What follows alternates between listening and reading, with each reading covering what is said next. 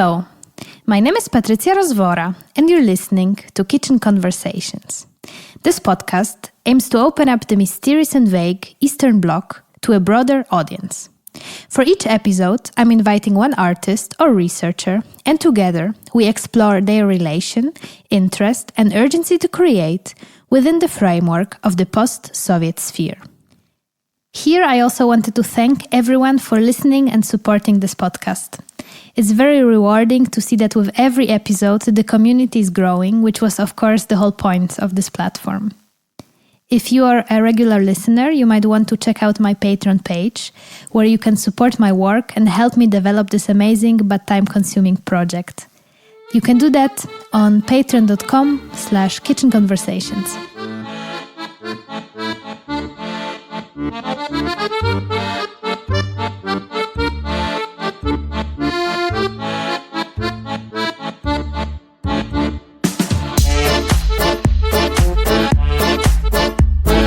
This episode of Kitchen Conversations will be slightly different to the other ones, and that is mainly because I'm speaking with a person very close to my heart, my grandmother Marianna. Recently, she celebrated her 100th birthday, and we both decided that that is maybe a nice moment to sit down and speak about her life and all the memories she gathered through quite a long period of time. I decided to divide our conversation into 3 shorter episodes. So in the background, you will hear her speak in Polish, and I'm gonna narrate the story in English. So we also won't speak about art in this mini-series, but you will hear fascinating histories, mainly covering the period of the Second World War and also the few first years of state socialism in Poland. Before we start, I also wanted to give a little trigger warning, since considering the nature of our conversation, there will be quite some graphical images shared. Hope you enjoy this new format, and please welcome my grandmother, Marianna. Czy pamiętasz pierwszy dzień wojny II światowej? Pamiętam. Wszystko pamiętam. Do you remember the very first day of the Second World War? I remember. I remember everything. Well, the small village where I lived back then wasn't bombed yet, but there was panic. We hoped it would last a few weeks, maybe a few months, and after that, the Germans would go away. That's what everyone said. People had no idea about it. We were young and haven't lived through a war before. We never knew what it was like until later. On the 1st of September, the Germans attacked Westerplatte on the sea, entering from the west. 2 weeks after, Poland was attacked by the Soviets from the east. The Soviets had the Ribbentrop-Molotov Pact. Molotov was Soviet and Ribbentrop was German. They had this pact and kept it secret until the attack. One took us from the east and the other from the west. They occupied our territories and didn't let them go since. Till this day, the eastern territories are part of their land. I do dzisiejszego dnia to są ich. Tak? Prezydentem Warszawy był prezydent Perzyński. I pamiętam jego słowa, ja pamiętam, jak on odzywał się. Back then, Warsaw was led by President Starzyński, and I remember his words so clearly. People of Warsaw, he called. We have been attacked by our enemy, and I ask everyone who is healthy and alive to take up arms. Well, you know, we had an organized army, but yeah, I don't know why. Perhaps we didn't have such a good military intelligence. They probably didn't believe that the Germans would attack. There were rumors about war. People said there will be war, there will be this, there will be that, but nobody realized that the war would look like this. They immediately bombed the cities, the civilians. Everything was hiding in basements. naloty, ludzie Air raids, uciekali. people fleeing, Były fake news fałszywe, given to confuse people, from east to wiadomości west, from west to ludzie east. zdezorientowani, People were dying on ze the way, wschodu na zachód, with small children, with all the bundles. i ginęli po drodze, Anyway, wiesz, how much could you z małymi take? dziećmi, z A tymi suitcase, oczkami, a bo cart of nie some dobierzesz, type? tak. There was no Walizka cars at czy that coś, time. czy wózek jakiś, tak. Who had a car back Nie było then? takich, wtedy Yeah, maybe some very samochodów, wealthy jak- person, but not the average samochód one. wtedy tam, There was not even a proper way to carry your A tak to possessions. ludzie na przeciętni You też took nie as mieli much as you could samochodów, carry on your nie back. mieli nawet na co People zabrać fled to tego their relatives. zdobytku swojego. Yeah, I don't know, Na plecy often to the wziął, countryside, wziął na plecy, where it gdzieś appeared z to be more rodziny, safe. gdzieś do tego, bo ja wiem, na wieś It was a kind of przeważnie wandering, uciekali, tak. you know, No i and people teraz died on the takie way. błądzenie, wiesz, because there was ludzie bombings ginęli, all bo the time. bombardowali. All the migrations of Te people, wszystkie bombs were falling on their heads. wędrówki ludów, to wszystko Children bomby died, leciały na głowę. babies. Dzieci ginęły. So many pregnant women, so many Ile infants. kobiet było w ciąży, a ile było And that's how it was. niemowląt. War is terrible, and I wouldn't wish it No to i to anyone. tak było. If I No i had to one straszne wish, jest. Ja it bym was for the nikomu world nie peace. życzyła w życiu, I would really wish gdybym for no more życzyła wars, światu, to but it's pokoju. still a long way to go Nigdy for nie people było to wojny, understand. to jeszcze daleko So much money is spent on reinforcements, and on the other hand, there's so much hunger in the world. From the money we spend on armaments, we could feed the starving world in Africa, in Asia. War is terrible. God forbid you should ever experience it. Świat. Tam w Afrykę, Azję i tak dalej. Straszna jest wojna. Nie daj Boże, żebyście kiedyś przeżyli to. I 1 sierpnia wywieźli nas na okopy. Nie? I powstanie wybuchło. Pierwszego wybuchło, a drugiego nas wywieźli. Oni On the 1st of wiedzieli, August, they took us to the że trenches. w Łodzi No, sorry, the uprising broke out on the 1st, and on the 2nd, they took us in. They knew that in Łódź, well, Łódź was the closest city to Warsaw, and there were active organizations running there. I also belonged to a secret organization. I was the so-called runner. I carried letters, messages, and so on. It happened more than once that in order to confuse them, in case they inspected me, I had a letter in my pocket and a live hen in my bag. You know, because they also punished people for carrying meat or bread, because everything was for ration cards during the war. So they could attack me if the hen makes noise or something, and I was hoping for that actually, because if they take care of the hen, the letter would stay safely in my pocket, because the letter contained secret informations. The task was to hand it over without asking anything, call the address, give the letter, and come back. And to who did you carry such letters? Where did you meet them? Well, to the members of the organization, because they had to communicate somehow. There were no telephones, no cars. It was hard life back then, but we managed somehow. I had an address in my head. It was too dangerous to write it down. I reached the address, handed over the correspondence, and that was it. Any forms of conversations were forbidden. That was an order. My brother belonged to an organization, and so he dragged me into it as well.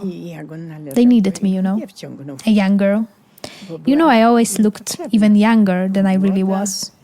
They didn't pay much attention to me, but they could still inspect me. Well, sometimes there were checks, but thankfully at that times I had nothing on me.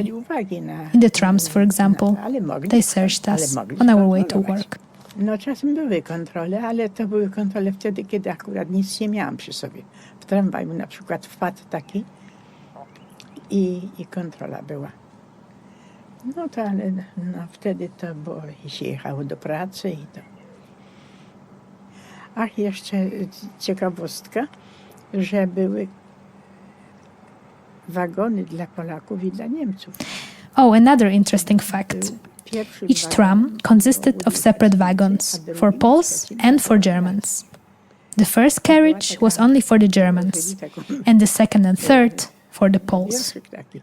They even made up a poem about it. W Łódź nazywała Litzmann. What kind of reptile flies through...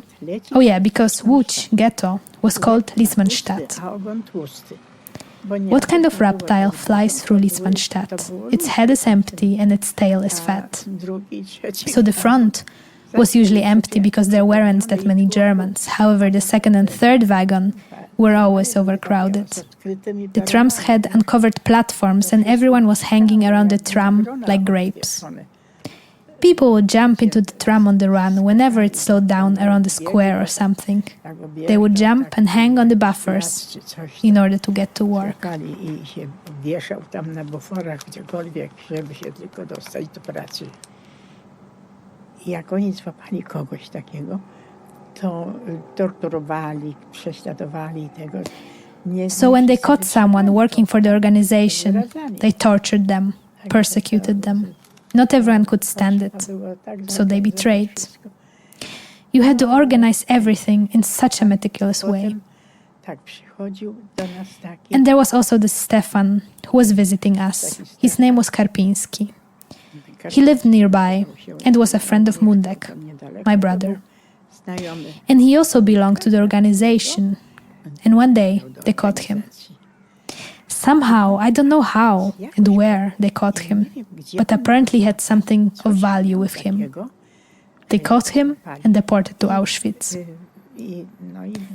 But the worst thing was that they deported his parents along with him. And imagine, 2 weeks later, his mother died. She didn't survive it. She said she would have survived it if she knew that Stefan was free. However, she was terrified by the fact that Stefan was imprisoned. So the parents never came back. But he survived the war, left for America, and lived there till the end. Or maybe he still lives there.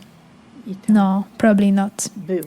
He was even older than me, like 3 or 5 years older. On starszy był coś o 3 czy o 5 lat ode mnie.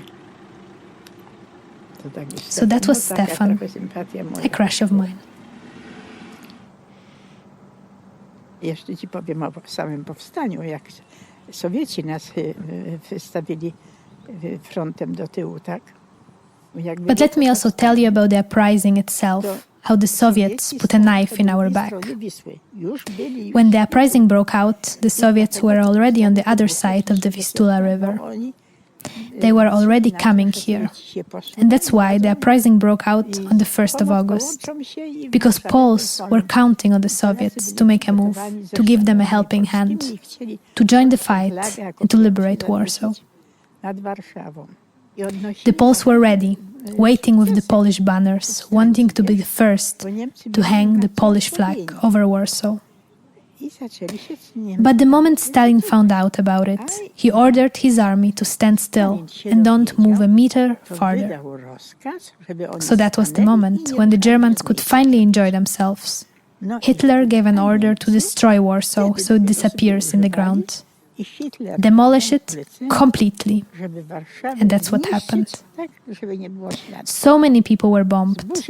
Some people managed to flee. A lot of people died. Women with small children, some of them pregnant, all that. The heat was unbearable on that summer day. I saw this destroyed Warsaw later. I went there right after the liberation, in the first few days. And you know what? It was a horrible sight, which I won't forget until I die.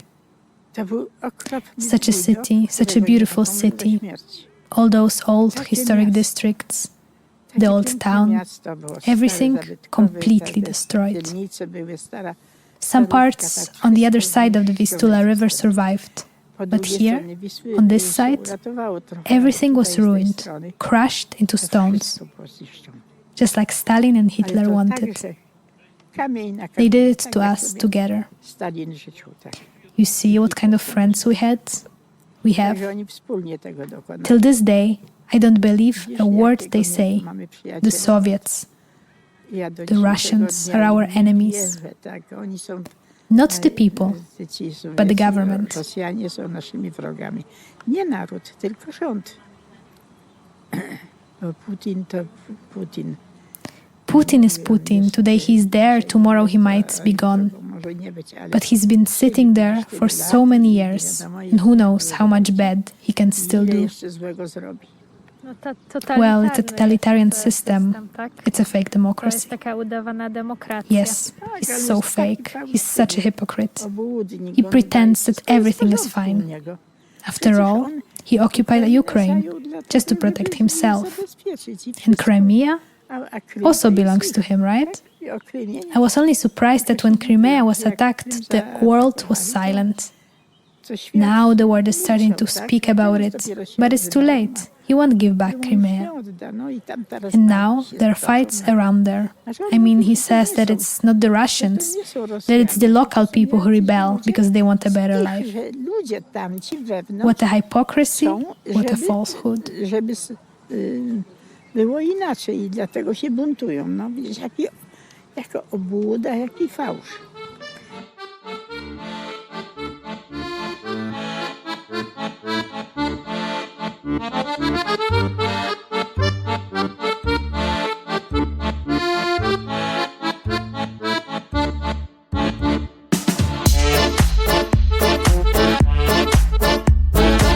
And this was it for today. Thank you for reaching till the end of this episode. I will see you next time with another great artist and speaker. And as mentioned at the beginning, you can support this podcast via Patreon on patreon.com/kitchenconversations, or alternatively, you can also help me develop this platform by making a one-time donation, following my Instagram account, or leaving a comment on one of the podcast players. All of the needed links are placed in the show notes of this episode. Take good care. Until next time.